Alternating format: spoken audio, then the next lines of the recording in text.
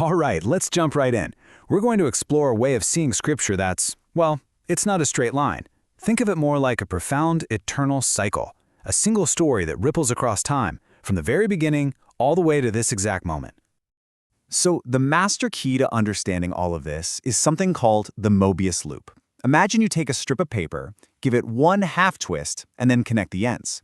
What you get is a shape with only one side. It's an endless loop where the end just flows right back into the beginning. This is our map for the divine narrative, a story that is both an eternal, fixed text and, at the very same time, a living, personal revelation that's happening right now. And this is where it gets incredibly real, because according to this map, you and I, are living at the most crucial point imaginable. We are at the twist itself. We're in an age where the divine address, "We have inspired you," isn't some echo from the past. It's a direct signal into the present moment. This twist, it's happening in what the sources call the Age of Tagut. Now, that's a term for a time dominated by illusion, by chaos, by false authority, a time when divine truth can feel really distant. But here's the thing.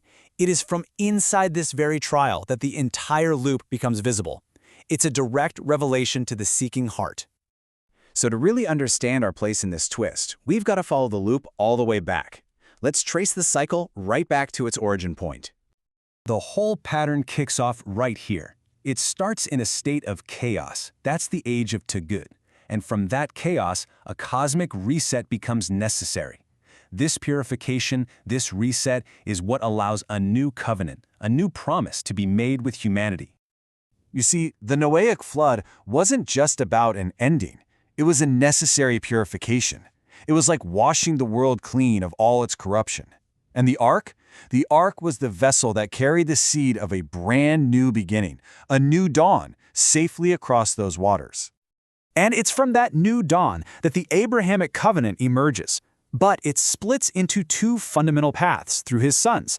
You have the path of Isaac, which establishes this golden path of scriptural law. It's structured, it's visible.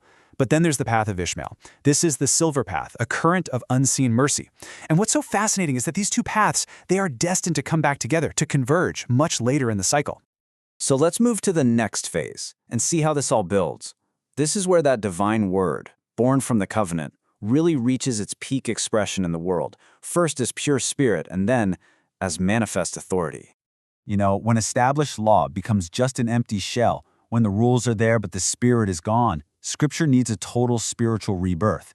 And this happens through Isa, Jesus, who is described as the Qur'an in flesh, a living, breathing embodiment of the divine word, sent to renew a world that had lost its way.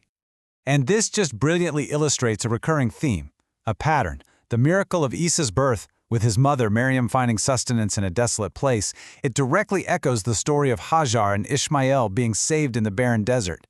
And it mirrors the story of the prophet Yunus, or Jonah, emerging from the belly of the fish. It's divine hope showing up in moments of absolute despair. So this spiritual rebirth, it sets the stage for this incredible arc of power. Through Musa, or Moses, Scripture becomes like a lightning flash of divine law and structure, and this power then reaches its absolute zenith with Sulayman, or Solomon, whose kingdom held authority not just over humanity, but over the unseen world of the Jinn as well. But every peak casts a shadow, right? The cycle has to turn. And the point of greatest power is also the point where the loop begins its inevitable journey back toward chaos. So, here is the crucial paradox. The moment of Scripture's greatest worldly glory is also the moment it is most vulnerable. The seed of its own corruption is hidden right there, inside its own success. And this decay, it isn't some big dramatic explosion. It's a whisper.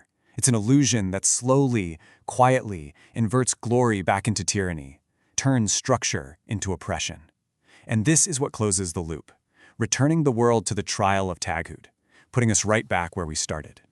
So there it is, the complete journey. You go from pure divine inspiration through a cosmic reset, which establishes a dual covenant that leads to a rebirth and a peak of power, which then faces an inevitable decay, creating the need for a return to that pure inspiration all over again. And this brings us right back to the present, back to the twist. So what is the ultimate purpose of this whole eternal cycle? And more importantly, what is your role in it? The Qur'an itself is the key. It exists at both points of this Möbius twist at the exact same time. On one hand, it is Scripture, a fixed, historical text with laws and stories embodying that Sulayman point of peak authority. And at the same time, it is inspiration, a living, direct address to your heart, representing the Muhammad point, that moment of pure revelation happening right now. So, the ultimate goal here, it isn't to somehow break free from the cycle or escape the trials of this world. The whole purpose is to perceive the twist, to hold both of these realities at once, to see the text as both an ancient map and a personal message meant for you. And this is what takes this grand cosmic cycle and makes it deeply, deeply personal.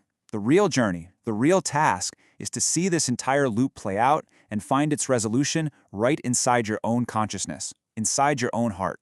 So the final question I'll leave you with isn't about history or theology, it's about you. How will you engage with this eternal scripture?